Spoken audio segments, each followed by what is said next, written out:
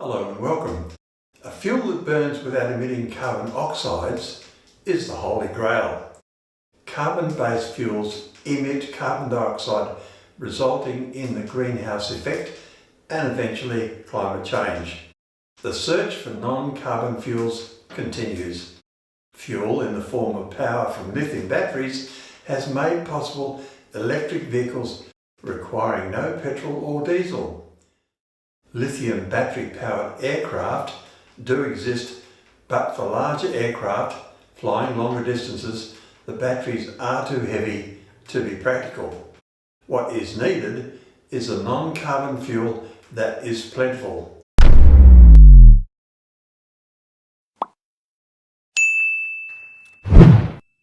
You don't have to look far to find such a fuel, for hydrogen is the most abundant element in the universe, making up more than 90% of all elements.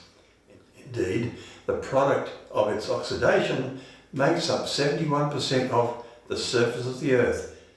Yet, free elemental hydrogen on Earth is rare.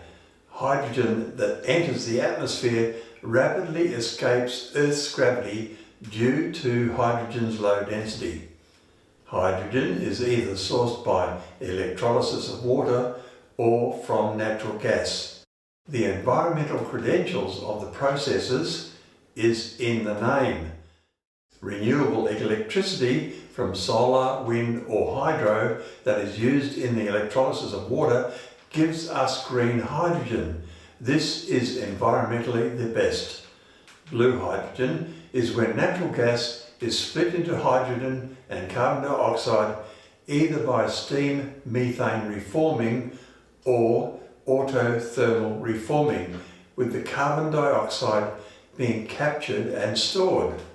The environmental impacts on the planet are mitigated. Natural gas is relatively cheap and abundant. Grey hydrogen has been produced for many years in a process similar to that of blue hydrogen, but the carbon dioxide is released into the atmosphere. That is bad for the planet. So-called pink hydrogen is made via electrolysis using nuclear energy. Yellow hydrogen is made when electrolysis is achieved with solar power alone. Australia has abundant sunshine.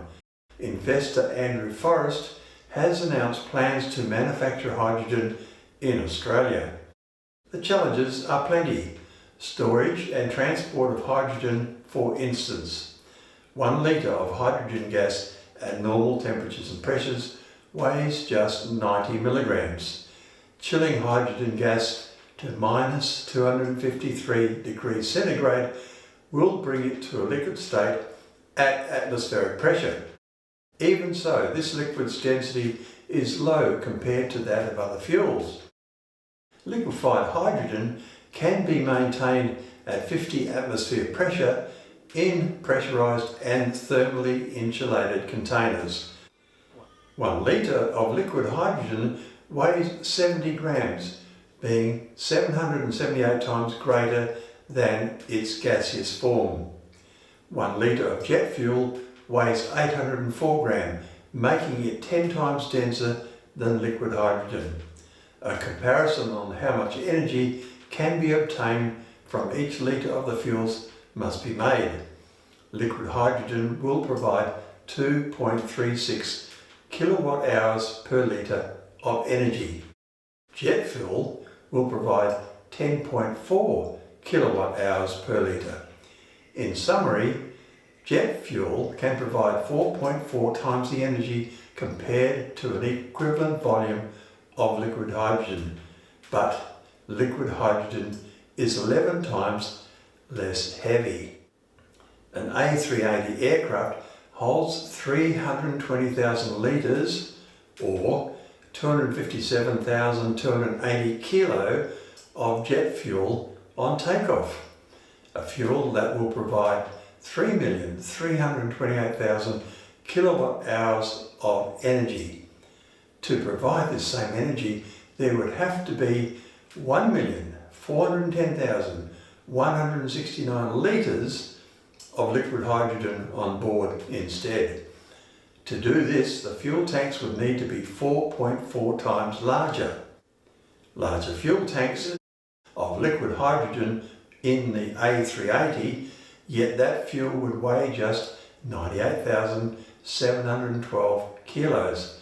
That is a massive 159 tonnes less weight for the A380 to carry.